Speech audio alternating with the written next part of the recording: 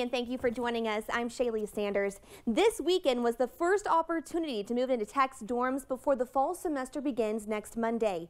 Staff members and student volunteers say months of planning and organizing went into making sure the move-in process was as smooth as possible for students and their families. We know it's kind of an emotional and trying time, and so we want to make it as easy as possible and let those folks know that they're leaving their student in good hands here at Texas Tech.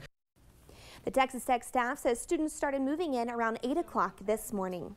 Well, next week is Raider Welcome Week, a series of free events designed to welcome new and returning students to the Texas Tech campus.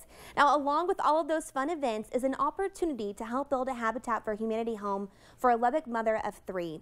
This is the 9th year in a row that Tech students have volunteered to help with Habitat for Humanity. In preparation for days of hard work ahead, people gathered around the site for the blessing of the slab groundbreaking ceremony. The future homeowner is Kamisha Thomas, who can't wait to get started. It's very exciting for me. It's very heartwarming to have so many people here to welcome me and my family. We can build it today and move in tomorrow. That's how excited and ready I am. For more information on how you can help with the Thomas home or other Habitat for Humanity projects, just log on to kcbd.com and look for the story on our homepage. You can also find a link in our KCBD mobile app. It is free and easy to download. Just search KCBD in your app store.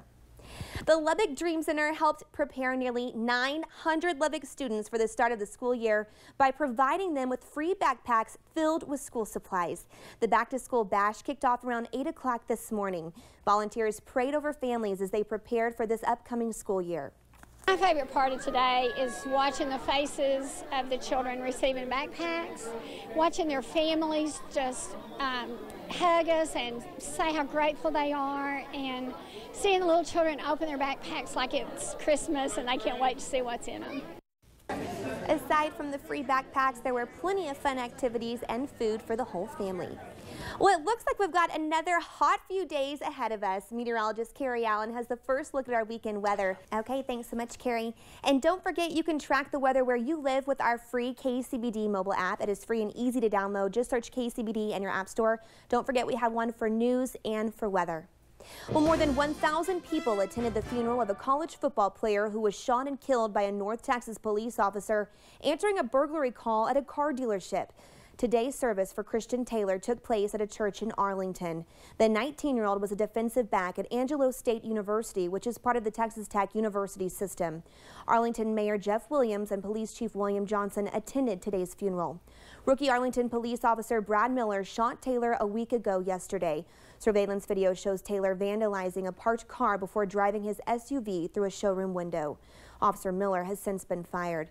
His pastor tells the Fort Worth Star-Telegram that Miller deeply regrets the shooting, but at the time he felt he was in a life-threatening situation. Well, firefighters in Conroe, Texas have been able to fully contain a billowing fire that started on a commercial property yesterday afternoon. This is the aftermath of the several fiery explosions which erupted into heavy fire.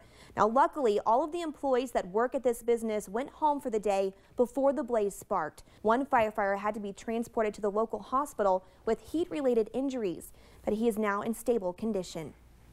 Tens of thousands of air travelers are still trying to get to their destinations tonight after long delays today caused by major problems with the computer system at an air traffic control center in Virginia. What started on the East Coast quickly spread well beyond. NBC's Kristen Dahlgren has the story. The problem is not believed to be caused by any accident or hacking. Of course, when there is a problem, it takes some time for it to work through the system. So even though the FAA says the technical issue has been fixed, it's going to be a long night for many travelers. Well, back here on the South Plains, tomorrow is the last chance to spend some time at the Texas Tech Leisure Pool before classes begin. Families are invited for Family Fun Night tomorrow, benefiting Sower of Seeds International Ministries. It is a nonprofit group here in Lubbock that sponsors outreach programs in India. Now, you do need a ticket for the event, which kicks off at 7:30 and lasts until about 10 o'clock tomorrow night. Just log on to kcbd.com for more information.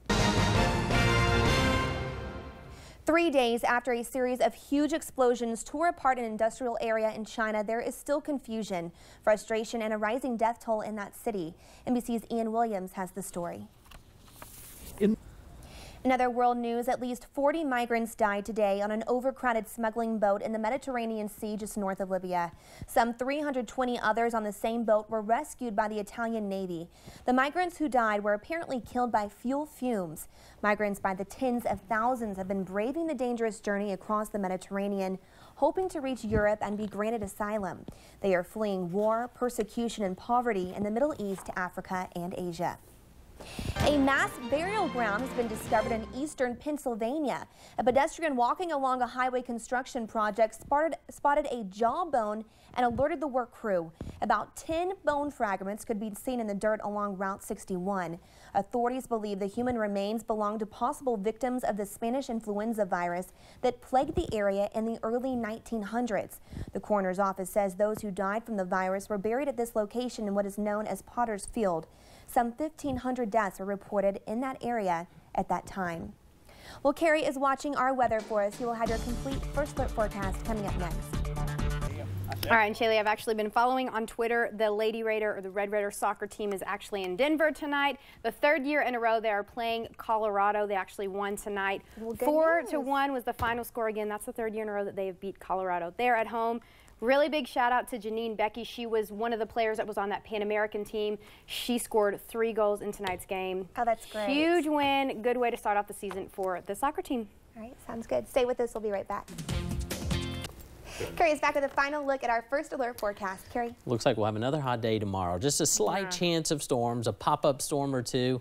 Monday, isolated storms. We actually have that slight chance almost every day. But Tuesday night, Wednesday, we have a strong front on the way. 85, maybe optimistic. Some of the new models have 70s for daytime highs on Wednesday. Quite a change from triple digits like we saw yesterday. Nice break. Thanks so much. And thank you for joining us. Have a great evening.